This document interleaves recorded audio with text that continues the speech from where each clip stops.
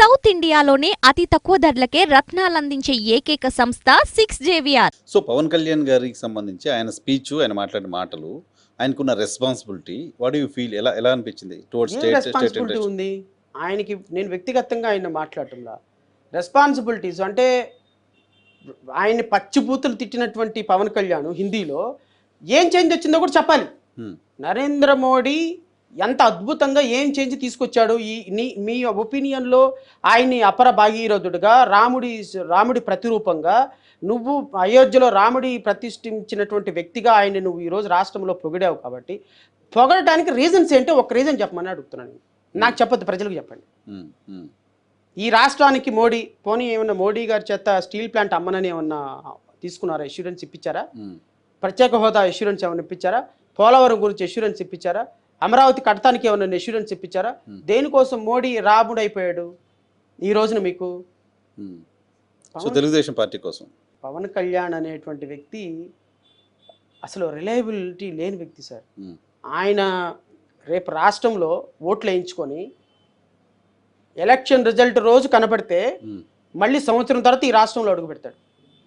లేదు, ప్రజలకు అర్థం కావాలి, ప్రజలకు అర్థం కావాలి. 2014లో ఇదే తిరుపతి సభలో ఇదే కాంబినేషన్ లో కూర్చొని ఓట్లు వేయించుకున్న తర్వాత 2 సంవత్సరాల తర్వాత పవన్ కళ్యాణ్ నన్ను ఏం చేయమంటారయ్యా, మోడీ నేను ఢిల్లీ వెళ్తే అపాయింట్మెంట్ కూడా ఇవ్వటం లేదు, నేను ఎవరికి చెప్పుకోవాలి నా బాధ, అసలు నా గేట్ కూడా ఓపెన్ చేయటం లేదు అన్న వీడియో ఇప్పుడు ఉంది చూడండి. అమరావతి రైతులకు ఉంది. నేను విన్న స్పీచ్. నేను ఢిల్లీ వెళ్తే ఢిల్లీలో నాకు కనీసం అమిత్ షా కానీ అపాయింట్మెంట్ కూడా ఇవ్వటం లేదు, నేనేం చేయాలి? దక్షిణ భారతదేశం పట్ల వివక్ష చూపిస్తున్నారు అన్నారు. ఇప్పుడు ఏమైంది? మళ్ళీ ఇదే కాంబినేషన్. ఈ 3 కోతులు మళ్ళీ ఈ కోతులే, ఈ 3 కోతులు అక్కడ కూర్చొని ప్రజలకి ఫాల్స్ అష్యూరెన్స్లు ఇచ్చి రాష్ట్రాన్ని 5 సంవత్సరాల పాటు అన్యాయం చేశారు. మళ్ళీ ఇదే కాంబినేషన్లో మళ్ళీ ప్రజల్ని 24 నుంచి 29 వరకు అన్యాయం చేయడానికి మళ్ళీ సిద్ధమయ్యారు. ఎట్టి పరిస్థితుల్లో ఈ కుతంత్రాలు కొనసాగించే ప్రసక్తే లేదు. ప్రజల్ని చైతన్యం చేయాల్సిందే. ప్రజలు ఎవరికి అధికారం ఇస్తారనేది వాళ్ళ ఇష్టం, వాళ్ళ ప్రజలు విఘ్నతకు వదిలేస్తాం. కానీ this should not repeat at all. ప్రజలని మేము ప్రజల కోసం పొత్తు పెట్టుకున్నాం అనగానే 5 కోట్ల మంది ప్రజలు నమ్మేస్తారేంటి? పవన్ కళ్యాణ్ చెప్పంగానే పెద్దగా 4 అరుపులు అరవంగానే అరిగేస్తారు. చెప్తున్న ఎజెండాలో ఒకటి ఏంటంటే రాష్ట్రం విధ్వంసం అనే ఎజెండా చెప్తున్నారు. రాష్ట్రం విధ్వంసం అయిపోయింది కాబట్టి రాష్ట్రాన్ని కాపాడడం కోసం మేమంతా వస్తున్నాం. అంతకంటే ఎక్కువ విధ్వంసం మీరు చేశారు కదా. 2014 నుంచి 2019 వరకు వీళ్ళు చేసిన ఒక మంచి పని చెప్పమనండి. ఇంకా జగన్మోహన్ రెడ్డి సత్యో చెడో ఏదో 3 లక్షల కోట్ల రూపాయలు డీబీటీ ద్వారా ట్రాన్స్ఫర్ చేశాడు. ఈ ఎదవలు అవి కూడా చేయలేదు కదా. ఈ ఎదవలు ఉద్యోగాలు ఇవ్వలా, కంపెనీలు తేలా, రాష్ట్ర ప్రభుత్వం అప్పులు చేశారు. ఈ రాష్ట్రంలో అభివృద్ధి లేదు, ఈ రాష్ట్రంలో ప్రత్యేక హోదా లేదు, విభజన హామీలు నిలుపుదల, అమరావతి కట్టలేదు. మీరు చేసింది ఏంటి? మీరు చేసింది విధ్వంసం కాదా? సో విధ్వంసంలో వాళ్ళ పాత్ర కూడా ఉంది. వాళ్ళ పాత్రే 100%. వాళ్ళు నిర్మాణం చేస్తుంటే ఇప్పుడు విధ్వంసం చేస్తున్నారు. అంటే నరసింహరావు గారు, జగన్మోహన్ రెడ్డి విధ్వంసం చేయలేదని నేను చెప్పను. జగన్మోహన్ రెడ్డి ఎంత చేయాలో అంత చేశారు. విధ్వంసం చేస్తున్నాడని 5 ఏళ్ళుగా మీరే రోజు చెప్తున్నారు. నేనే చెప్తున్నా, నేను 100% చెప్తున్నా. కానీ విధ్వంసంలో ఆయన 3 లక్షల కోట్ల రూపాయలు ప్రజలకు డబ్బులు ఇచ్చాడు. ఈ అదవులు అవి కూడా చేయలేదు అంటాను నేను. వీళ్ళు అది కూడా చేయలేదు. వీళ్ళు అది కూడా చేయకుండా ఈరోజు ఓటు అడగటానికి మీకు హక్కు ఎక్కడుంది? మీరు ప్రజలకి చెప్పండి, అమ్మ 2014 నుంచి 19 వరకు మమ్మల్ని క్షమించండి, మేము తప్పు చేసాం, మేము ఇలాంటి రిపీట్ చెయ్యం, మేము మీ ముక్కు 4 రాసి మేము చెప్తున్నాం, మాకు ఇంకొక అవకాశం ఏంటి, మీకు మంచి చేస్తామని చెప్పండి. నేనేం క్రిటిసైజ్ చేయను. 2014 నుంచి 19 వరకు మీరు ముఖ్యమంత్రియా, మీ అబ్బాయి ఏమో మంత్రియా, మీకు ఓట్లు వేయించిందేమో పవన్ కళ్యాణ్, మీతో కోరిలేషన్తో 2018 దాకా ఉందేమో మోడీయా, మీరేమి ఆ రాష్ట్రానికి ఏమి చేయరా? ఈరోజు తగుదనమ్మ అని వచ్చి పెద్ద ముత్తైదు లాగా వచ్చి మాట్లాడుతుంటే ప్రజలు పిచ్చోళ్ళ? దుర్గమ్మ తల్లి, వెంకటేశ్వర స్వామి పేరు చెప్పేస్తే ఓట్లు వేసేస్తారా?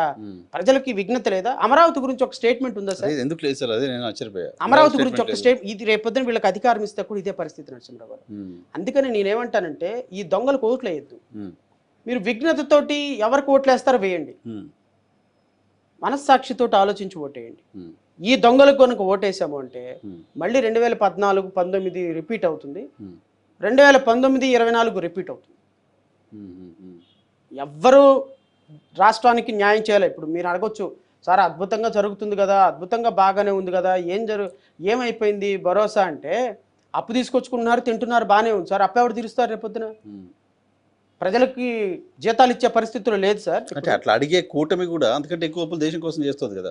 ప్రధాని మోడీ గారు 70 ఏళ్లలో ఉన్న సర్కారులు చేసిన అప్పుల కంటే మోర్ దాన్ త్రిబుల్ చేశారు కదా ఆయన అప్పులు. నేను అనేది అదే. ఇప్పుడు మిగతా రాష్ట్రాలతో పోల్చుకుంటే మన రాష్ట్రం డెవలప్మెంట్ అనేది 0. సో ఈ రాష్ట్రానికి రావాల్సినటువంటి నిధులు, నియామకాలు, కేంద్ర ప్రభుత్వం యొక్క సంక్షేమ కార్యక్రమాలు ఏమి రాని పరిస్థితుల్లో ప్రజలు మళ్ళీ ఇంకొకసారి పునరాలోచించుకోవాలి అని అయితే నేనైతే ప్రజలకు అప్పీల్ చేస్తాను. రైట్. మీ స్ట్రాటజీ ఏంటి? ఒక్కొక్క టాప్ లీడర్స్ టార్గెట్గా రాజకీయ పార్టీలు వ్యూహాలు రచిస్తూ ఉంటాయి.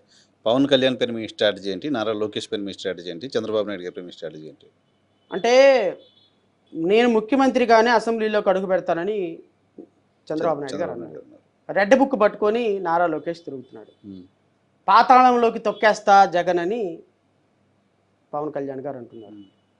ముగ్గురు మంచి ప్రామినెంట్ లీడర్స్, అందులో డౌట్ అయితే ఏం లేదు. బట్ నేనేమంటానంటే మేము అంత పెద్ద నాయకుల్ని ఎదుర్కొనేటువంటి ఒక గొప్ప పార్టీ అని నేను అంటాంలా మా party. At the same time నేను వాళ్ళలాగా ఛాలెంజ్ చేసే వ్యక్తిని కూడా కాదు. ప్రజాస్వామ్యాన్ని, రాజ్యాంగాన్ని నమ్ముకునేటువంటి వ్యక్తిని నేను. అది మంచి అయినా చెడ్డైనా లాంగ్ రన్లో నేను చేయాలనుకుంటున్నాను. ఇప్పటికిప్పుడైతే నా లక్ష్యం ఎవరిని ఓడించాలని కాదు నరసింహరావు గారు, టు బి ఫ్రాంక్లీ సే. నేను ఎవరిని ఓడించాలని నా లక్ష్యం కూడా కాదు. నేనేమంటానంటే అబద్ధాలు చెప్పే ఇన్కన్సిస్టెన్సీ స్టేట్మెంట్స్ ఉండి ప్రజలని మబ్బి పెట్టే నాయకులు అసెంబ్లీకి రాకూడదు. Okay okay. ఇన్కన్సిస్టెన్సీ అండ్ అబద్ధాలు మభ్య పెట్టడం, మబ్బి పెట్టకూడదు. నువ్వు చేస్తావా, చేయి, లేకపోతే చేయనని చెప్పు. అలాంటి రాజకీయాలు కూడా 76 సంవత్సరాల తర్వాత చూడలేకపోతే మనం అనవసరం. అంతే కదా. ఇంత ట్రాన్స్పరెన్సీ సొసైటీలో ఉన్న టైంలో కూడా అనవసరం.